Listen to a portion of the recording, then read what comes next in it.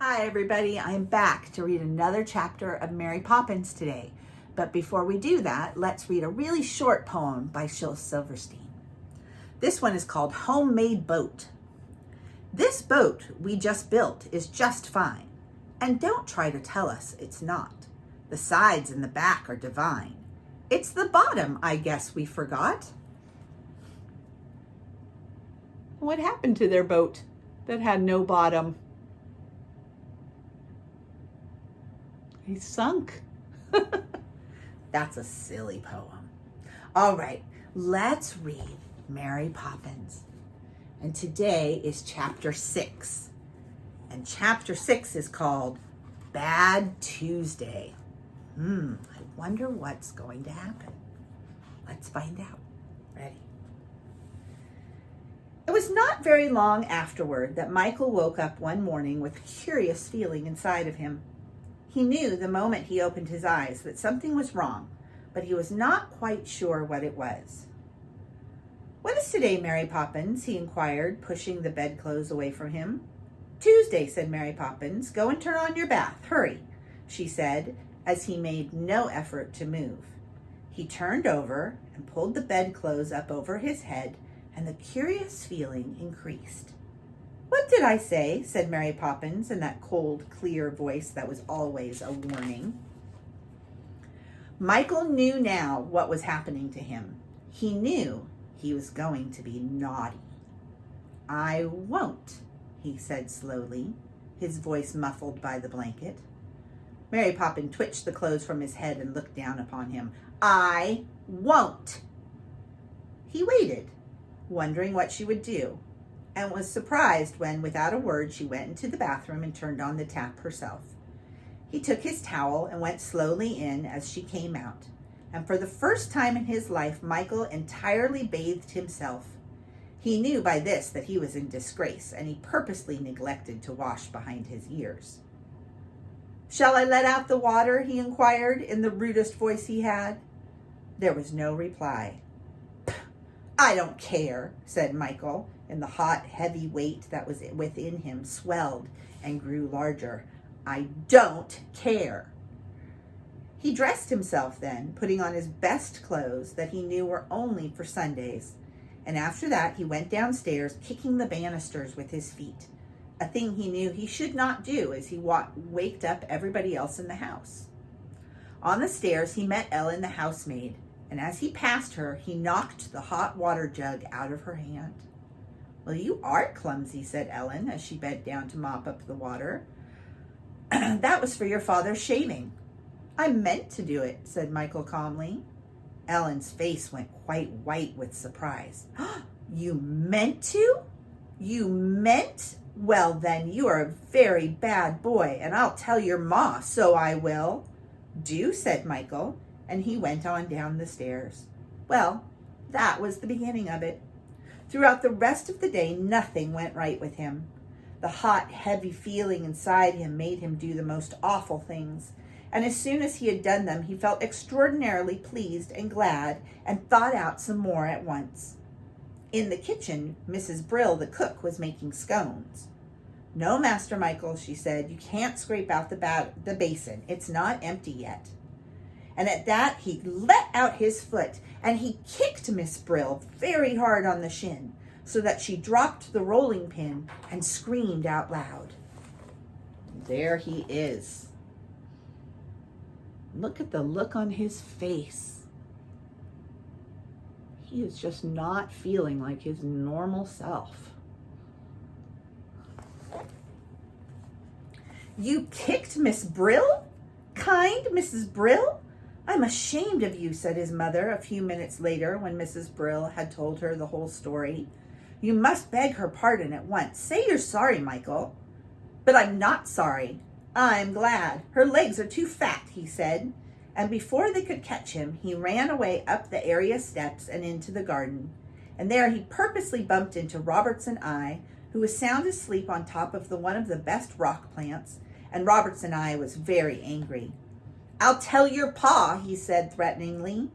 "And I'll tell him you haven't cleaned the shoes this morning," said Michael, and was a little astonished at himself. It was his habit and Jane's always to protect Roberts and I because they loved him and didn't want to lose him. But he was not astonished long, for he had began to wonder what he could do next, and it was in no time before he thought of something. Through the bars of the fence he could see Miss Lark's Andrew daintily sniffing at the next-door lawn and choosing for himself the best blades of grass. He called softly to Andrew and gave him a biscuit out of his own pocket, and while Andrew was munching on it, he tied Andrew's tail to the fence with a piece of string, and then he ran away with Miss Lark's angry, outraged voice screaming in his ears, and his body almost bursting with the exciting weight of that heavy thing inside of him. The door to his father's study stood open, for Ellen had just been dusting the books. So Michael did a forbidden thing. He went in, sat down at his father's desk, and with his father's pen began to scribble on the blotter. Suddenly his elbow, knocking against the ink pot, upset it, and the chair and the desk and the quill pen and his own best clothes were covered with great spreading stains of blue ink. It looked dreadful, and fear of what would happen to him started to stir within Michael. But in spite of that, he didn't care, and he didn't feel the least bit sorry. "That child must be ill," said Mrs. Banks, when she was told by Ellen, who suddenly returned and discovered him of his latest adventure. "Michael, you should have some syrup of figs." "I'm not ill, I'm weller than you," said Michael rudely. "Then you're simply naughty," said his mother, "and you shall be punished." And sure enough, 5 minutes later, Michael found himself standing in his stained clothes in a corner of the nursery facing the wall. Jane tried to speak to him when Mary Poppins was not looking, but he would not answer, and he put his tongue out at her. When John and Barbara crawled along the floor and each took hold of one of his shoes and gurgled, he just pushed them roughly away. And all the time he was enjoying his badness, hugging it to himself as though it were a friend, and not caring even one bit. "I hate being good," he said aloud to himself as he trailed after Mary Poppins and the perambulator on the afternoon walk to the park. "Don't dawdle," said Mary Poppins, looking back at him. But he went on dawdling and dragging the sides of his shoes along the pavement in order to scratch the leather. Suddenly Mary Poppins turned and faced him, one hand on the handle of the perambulator. "You," she began, "got out of bed on the wrong side this morning." "I didn't," said Michael. "There's no wrong side to my bed." "Every bed has a right and a wrong side," said Mary Poppins primly. "Not mine. It's next to the wall." "Well, that makes no difference. It's still a side," scoffed Mary Poppins. "Well, is the wrong side the left side, or is the wrong side the right side? Because I got out on the right side, so how can it be wrong?" "Both sides were the wrong side this morning, Mr. Smarty." "But it has only one, and if I got out on the right side," he argued. "One more word from you," began Mary Poppins, and she said it in such a peculiar, threatening voice that even Michael felt a little nervous. "One more word and I'll—" She did not say what she would do, but he quickened his pace. "Pull yourself together, Michael," said Jane in a whisper. "You shut up," he said, but so low that Mary Poppins could not hear. "Now, sir," said Mary Poppins, "off you go in front of me, please. I'm not going to have you straggling behind any longer. You'll oblige me by going on ahead." And she pushed him in front of her. "And," she continued, "there's a shiny thing sparkling on the path just along there. I'll thank you to go and pick it up and bring it to me. Somebody has dropped their tiara, perhaps." Against his will, but because he didn't dare not to, Michael looked in the direction in which she was pointing. And yes, there was something shiny on the path. From that distance, it looked very interesting, and its sparkling rays of light seemed to beckon him. He walked on, swaggering a little, going as slowly as he dared and pretending that he didn't really want to see what it was. He reached the spot and, stooping, picked up the shining thing. It was a round, small sort of box with a glass top on the glass, and on the glass an arrow marked. Inside, a round disc that seemed to be covered with letters swung gently as he moved the box. Jane ran up and looked at it over his shoulder. What is it, Michael? What is it, Michael? She asked.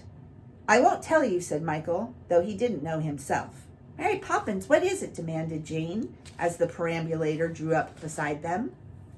Mary Poppins took the little box from Michael's hand.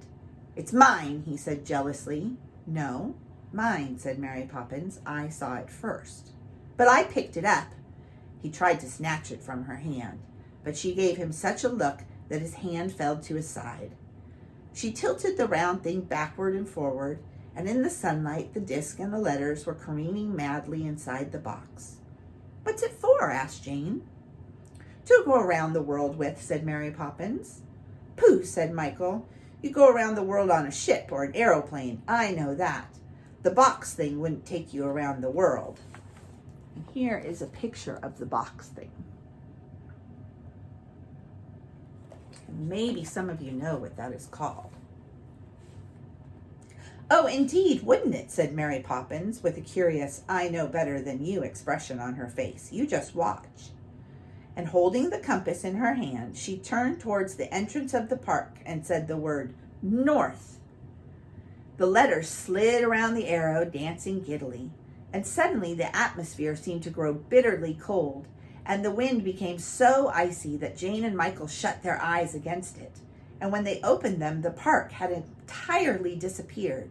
Not a tree, nor a green painted seat, nor an asphalt footpath was in sight. Instead, they were surrounded by great boulders of blue ice, and beneath their feet, snow lay thickly frosted upon the ground. Oh, oh, cried Jane, shivering with cold and surprise, and she rushed over to the twins in their perambulator rug. What has happened to us? Mary Poppins sniffed. She had no time to reply, however, for at that moment a furry white head peered cautiously around a boulder. Then a huge polar bear leapt out and, standing on its hind legs, proceeded to hug Mary Poppins. I was afraid you might be trappers, he said. Welcome to the North Pole, all of you. He put out a long pink tongue, rough and warm as a bath towel, and gently licked the children's cheeks. They trembled. Did polar bears eat children, they wondered? You're shivering, the bear said kindly.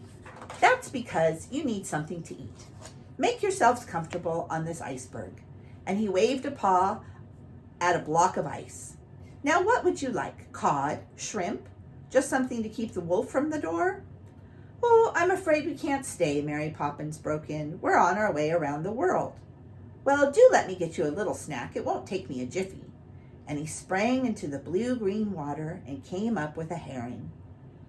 I wish you could have stayed for a chat, and he tucked the fish into Miss Mary Poppins' hand. I long for a bit of gossip. Another time, perhaps, she said, and thank you for the fish.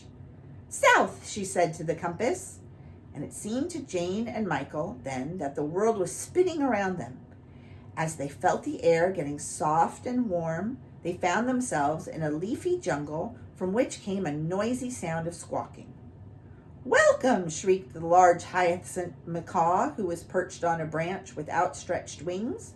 You're just the person we need, Mary Poppins. My wife's off gadding and I'm left to sit on the eggs.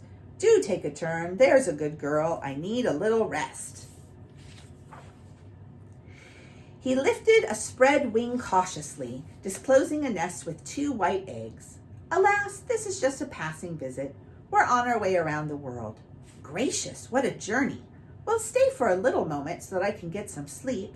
If you can look after all those creatures, he nodded at the children. You can keep 2 small eggs warm. Oh, do, Mary Poppins, and I'll get you some bananas instead of that wriggling fish.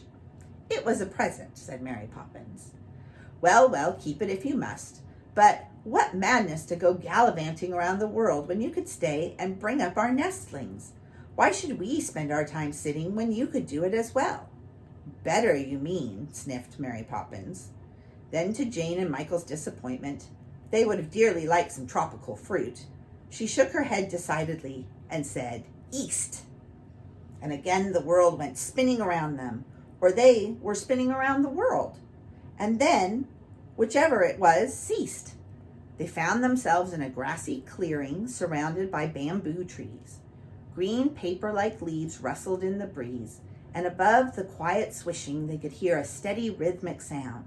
A snore, or was it a purr? Glancing around, they beheld a large furry shape, black with blotches of white, or was it white with blotches of black? They really could not be sure. Jane and Michael gazed at each other. Was it a dream from which they would wake, or were they seeing, of all things, a panda? And a panda in its own home and not behind the bars of a zoo. The dream, if it was a dream, drew a long breath. Whoever it is, please go away. I rest in the afternoons. The voice was as furry as the rest of him. Very well, then, we will go away. And then, perhaps, Mary Poppins' voice was at its most priggish, you'll be sorry you missed us. The panda opened one black eye. Oh, it's you, my dear girl, he said sleepily. Why not let me know that you were coming? Difficult though it would have been, for you I would have stayed awake. The furry shape yawned and stretched itself. Ah, well, I'll have to make a home for you all. There wouldn't be enough room in mine. And he nodded at a neat shelter made of leaves and bamboo sticks. But, he added, eyeing the herring, I will not allow that scaly seething under my roof of mine. Fishes are far too fishy for me. We shall not be staying, Mary Poppins assured him. We're taking a little trip around the world and just looked in for a moment. What nonsense! The panda gave an enormous yawn. Traipsing wildly around the world when you could stay here with me. Never mind, my dear Mary. You always do what you want to do, however absurd and foolish. Pluck a few young bamboo shoots. They'll sustain you until you get home. And you two, he nodded at Jane and Michael, tickle me gently behind the ears. That always sends me to sleep. Eagerly, they sat down beside him and stroked the silky fur. Never again, they were sure of it, would they have had the chance of stroking a panda. The furry shape settled itself, and as they stroked, the snore, or the purr, began its soft rhythm. He's asleep, said Mary Poppins softly. We mustn't wake him again. And she beckoned to the children, and as they came on tiptoe towards her, she gave a flick of her wrist, and the compass apparently understood, for the spinning began again. Hills and lakes, mountains and forests went waltzing around them to unheard music. Then again the world was still, as if it had never moved, and this time they found themselves on a long white shore with wavelets lapping and curling against it. And immediately before them was a cloud of whirling, swirling sand from which came a series of grunts. Then slowly the cloud settled, disclosing a large black and gray dolphin with a young one at her side. Is that you, Amelia? Called Mary Poppins. The dolphin blew some sand from her nose and gave a start of surprise. Well, of all people, it's Mary Poppins. You're just in time for our sand bath. Nothing like a sand bath for cleaning the fins and tail. I had a bath this morning, thank you. Well, what about those young ones, dear? Couldn't they do with a bit of scouring? They have no fins and tails, said Mary Poppins, much to the children's disappointment. They would have liked to roll in the sand. Well, what on earth or sea are you doing here? Amelia demanded briskly. Oh, just going around the world, you know, Mary Poppins said airily, as though going around the world was a thing that you did every day. Well, it's a great treat for Froggy and me, isn't it, Froggy? Amelia butted him with her nose, and the young dolphin gave a friendly squeak. I call him Froggy because he so often strays away, just like a frog that would go a wooing go, whether his mother would let him go or no. Don't you, Froggy? His answer was another squeak. Well, now for a meal. What would you like? Amelia grinned at Jane and Michael, displaying a splendid array of teeth. There's cockles and mussels alive, oh, and the seaweed here is excellent. Thank you kindly, I'm sure, Amelia, but we have to be home in half a minute. Mary Poppins laid a firm hand on the handle of the perambulator. Amelia was clearly disappointed. Whatever kind of visit is that? Hello and goodbye, all in the same breath. Next time you must stay for tea, and we'll all sit together on a rock and sing a song to the moon, eh, Froggy? Froggy squeaked.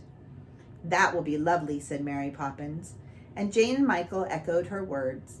They had never yet sat on a rock and sung a song to the moon. Well, au revoir, one and all. By the way, Mary, my dear, were you going to take that herring with you? Amelia greedily eyed the fish, which, fearing the worst was about to happen, made itself as limp as it could in Mary Poppins' hand. No, I'm planning on throwing it back in the sea. And the herring gasped with relief. A very proper decision, Mary. Amelia toothily smiled. We get so few of them in these parts, and they make a delicious meal. Why don't we race for it, Froggy and me? When you say go, we'll start swimming and see who gets to it first. Mary Poppins held the fish aloft. Ready, steady, go, she cried. And as if it were a bird rather than a fish, the herring swooped up and splashed into the sea. The dolphins were after it in a second, two dark, striving shapes rippling through the water. Jane and Michael could hardly breathe. Which would win the prize? Or would the prize escape? Froggy, Froggy, Froggy, yelled Michael. If the herring had to be caught and eaten, he wanted Froggy to win it. Froggie. The wind and the sea both cried the name, but Michael's voice was the stronger. What do you think you're doing, Michael? Mary Poppins sounded ferocious. He glanced at her for a moment and turned again to the sea. But the sea was not there. Nothing but a neat green lawn. Jane agog beside him, the twins in the perambulator, and Mary Poppins pushing it in the middle of the park. Jumping up and down and shouting, making a nuisance of yourself. One would think that you had done enough for one day. Step along at once, please. Around the world and back in a minute. What a wonderful box, said Jane. It's a compass, not a box, and it's mine, said Michael. I found it. Give it to me. My compass, thank you, said Mary Poppins as she slipped it into her pocket. He looked as if he would like to have gotten her, but he shrugged his shoulders and stalked off, taking no notice of anyone. The burning weight still hung heavily within him.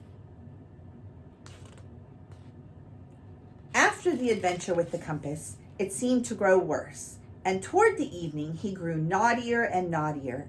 He pinched the twins when Mary Poppins was not looking, and when they cried, he said in a falsely kind voice, "Why, darlings, what is the matter?" But Mary Poppins was not deceived by it. "You've got something coming to you," she said significantly, but the burning thing inside him would not let him care.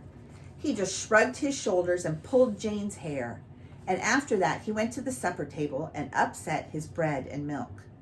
"And that," said Mary Poppins, "is the end. Such deliberate naughtiness I never saw. In all my born days I never did, and that's a fact. Off you go, straight to bed with you, and not another word." He had never seen her look so terrible, but still he didn't care. He went into the night nursery and undressed. No, he didn't care. He was bad, and if they didn't look out, he'd be worse. He didn't care. He hated everybody. If they weren't careful, he would run away and join a circus. There! Off went a button. Good! There would be fewer to do up in the morning. And another, all the better. Nothing in all the world could make him feel sorry. He would get into bed without brushing his hair or his teeth, and certainly without saying his prayers. He was just about to get into bed, and indeed had one foot already in it, when he noticed the compass lying on top of the chest of drawers. Very slowly he withdrew his foot and tiptoed across the room.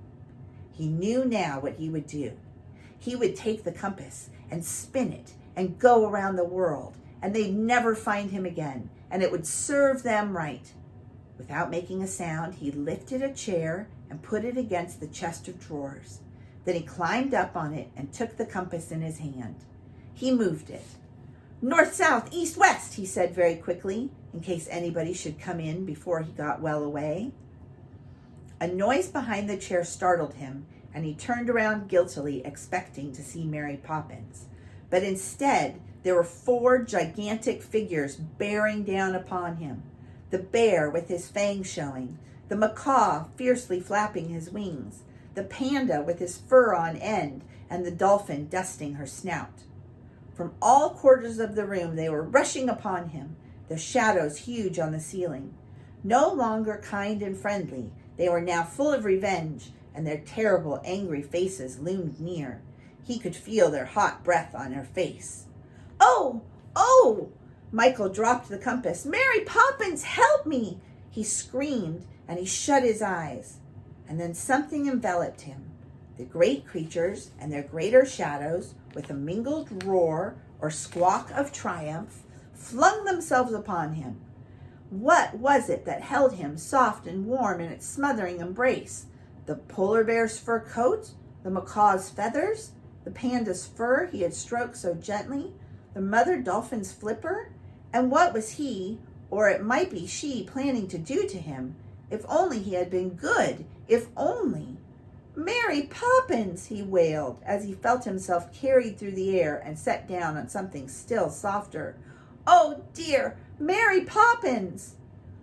All right, I'm not deaf, I'm thankful to say. No need to shout," he heard her voice saying calmly. He opened one eye. He could see no sign of the 4 gigantic figures of the compass. He opened the other eye to make sure. No, not even one glint of them. He sat up. He looked around the room. There was nothing there. Then he discovered that the soft thing that was around him was his own blanket, and the soft thing he was lying on was his own bed. And oh, the heavy burning thing that had been inside of him all day had melted and disappeared. He felt peaceful and happy, and as if he would like to give everybody he knew a birthday present. What happened?" he said rather anxiously to Mary Poppins. "I told you it was my compass, didn't I? Be kind enough not to touch my things, if you please," was all she said as she stooped and picked up the compass and put it in her pocket. And then she began to fold the clothes that he had thrown down on the floor. "Shall I do it?" he said. "No, thank you." He watched her go into the next room, and presently she returned and put something warm into his hands. It was a cup of milk. Michael sipped it, tasting every drop several times with his tongue, making it last as long as possible so that Mary Poppins should stay beside him. She stood there without saying a word, watching the milk slowly disappear. He could smell her crackling white apron and the faint flavor of toast that always hung about her so deliciously. But try as he would, he could not make the milk last forever, and presently, with a sigh of regret, he handed her the empty cup and slipped down into the bed. He had never known it to be so comfortable, he thought. And he thought, too, how warm he was, and how happy he felt, and how lucky he was to be alive. "Isn't it a funny thing, Mary Poppins?" he said drowsily. "I've been so naughty, and I feel so very good." Said Mary Poppins, as she tucked him in and went away to wash up the supper things. And that is the end of our chapter. Tomorrow's chapter is chapter 7, The Bird Woman. So we will find out what happens with that tomorrow. All right. I hope that you have a wonderful day, and I will talk to you later.